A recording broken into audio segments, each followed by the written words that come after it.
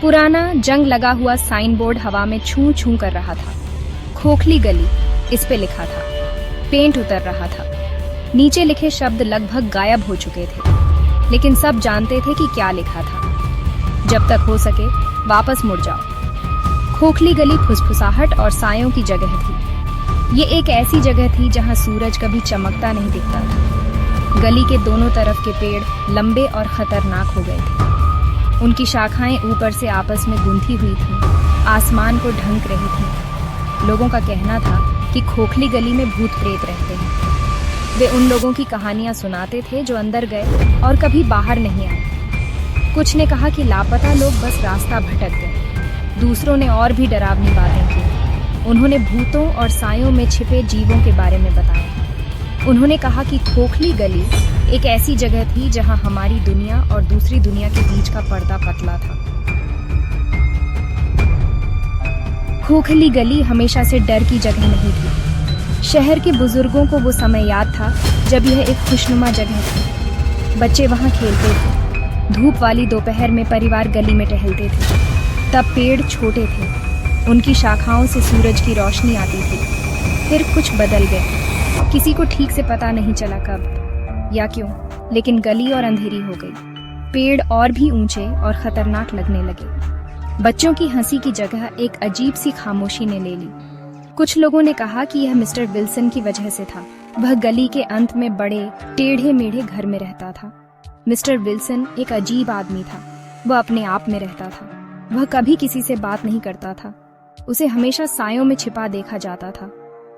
कुछ लोगों का कहना था कि वह काला जादू करता था।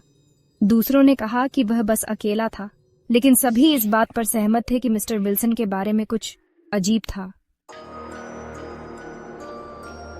खोखली गली के बारे में कहानियां हमेशा एक जैसी थीं और हमेशा अलग। लोग रात में अजीब आवाजों की फुसफुसाहट करते थे, चीखें जो आपकी रूह कंपा देती थीं। पेड़ों के बीच नाचती हुई अनजानी रोशनी। कुछ ने कहा कि उन्होंने सायों में आकृतियां देखी हैं, ऐसी आकृतियां जो सीधे देखने पर गायब हो जाती थीं।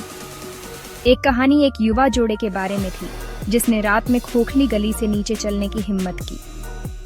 उन्हें फिर कभी नहीं देखा गया।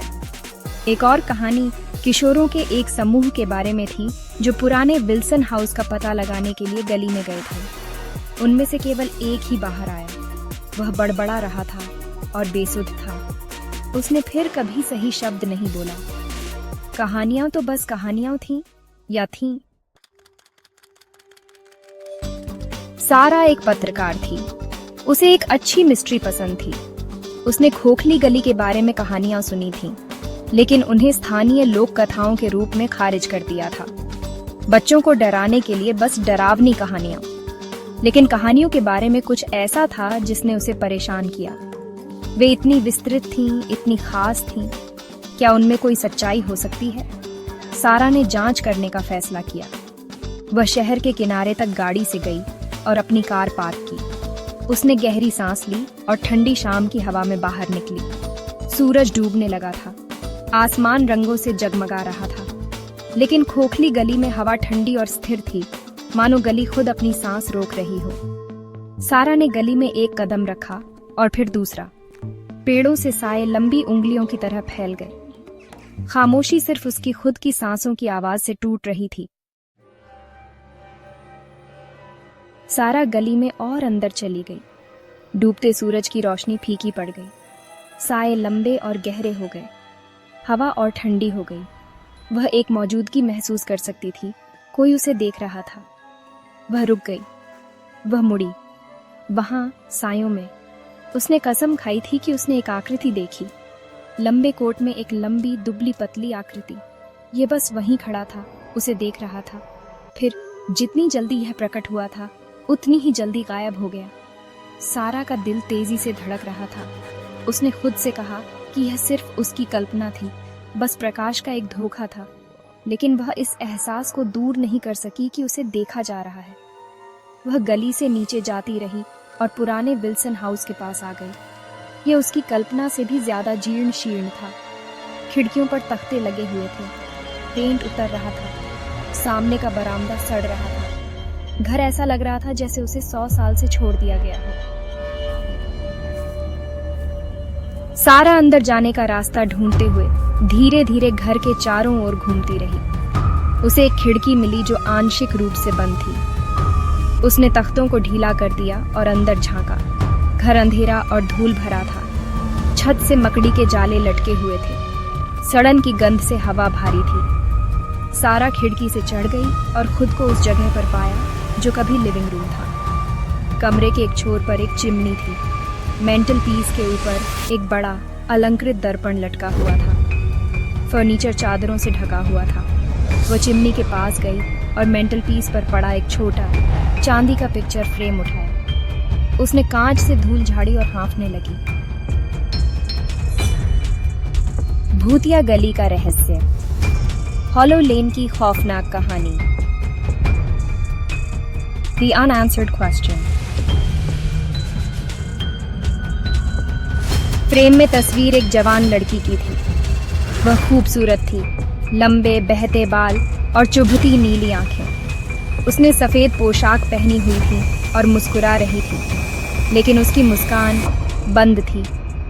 ये लगभग शिकरी थी, जैसे कि वह कुछ ऐसा जानती हो जो सारा नहीं जानती थी। सारा ने अपनी रीढ़ की हड्डी में ठंडक महसूस की। उसने जल्दी से पिक्चर फ्रेम नीचे रखा और जाने के लिए मुड़ी और तस्वीर से लड़की के आमने सामने आ गई। लड़की उसके ठीक सामने खड़ी थी। वह अब मुस्कुरा नहीं रही थी। उसकी आंखें चौड़ी और सफेद थीं। उसकी त्वचा बिल्कुल पीली थी। उसने बोलने के लिए अपना मुंह खोला जैसे। सारा चिल्लाई। वह पीछे की ओर लड़खड़ाई और गिर गई। वह अपने पैरों पर चढ़ गई और भाग गई। उसने पीछे मुड़कर नहीं देखा। वह घर से बाहर गली से नीचे भागी और अपनी कार तक पहुंचने तक दौड़ना बंद नहीं किया। सारा फिर कभी खोखली गली नहीं गई। उसने कहानी कभी नहीं लिखी।